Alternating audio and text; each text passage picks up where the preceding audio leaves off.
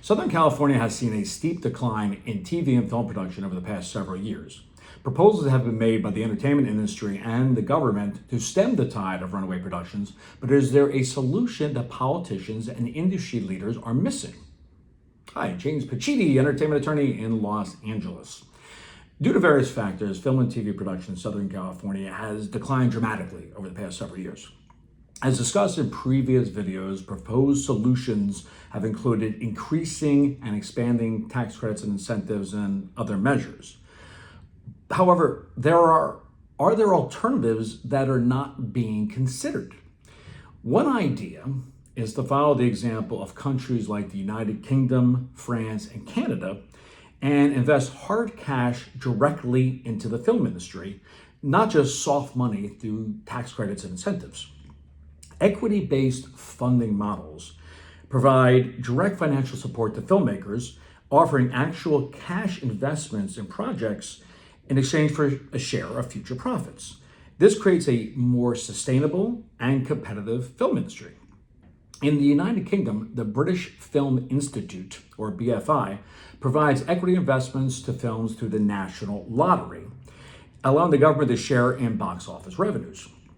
In France, the CNC, the Centre National du Cinéma, operates a similar model using a mix of direct funding and equity stakes to support film production.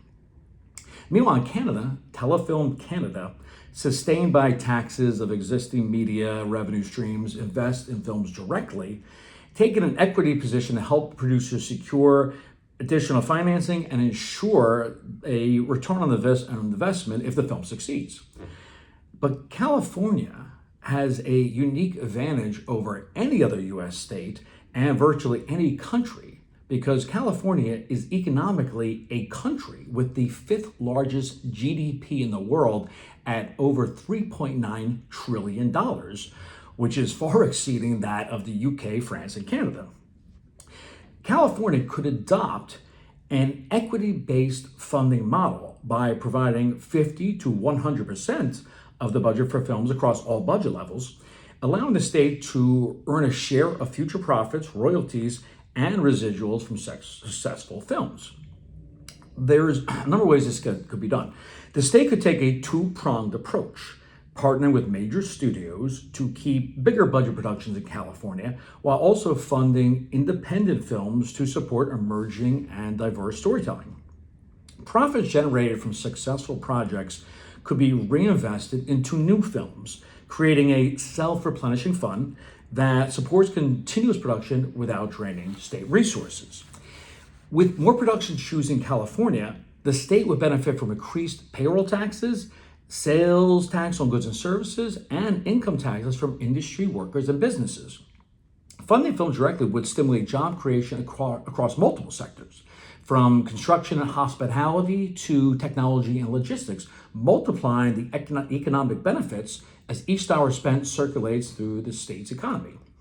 Successful films shot in California would serve as powerful cultural exports in enhancing the state's brand globally and driving tourism to iconic locations showcased on screen, generating additional revenue. By investing directly, California could negotiate ownership stakes in the intellectual property rights of films, creating a valuable portfolio of assets that continue to generate income through streaming, licensing, and merchandising long after the initial release. Now, I can't take credit for all these ideas. These ideas were set forth in a recent Hollywood Reporter article and were put forth by independent filmmaker Adam Bahala-Low, who proposed this approach. Of course, there are legitimate concerns about the government getting directly involved in this way, including the idea of the government picking winners in film investment and investing in a very unpredictable business. The pros and cons of such an approach can and should be debated.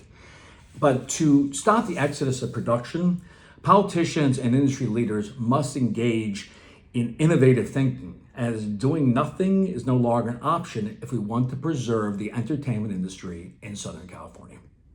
If you have any questions or if you have a project you wish to discuss, don't hesitate to contact us.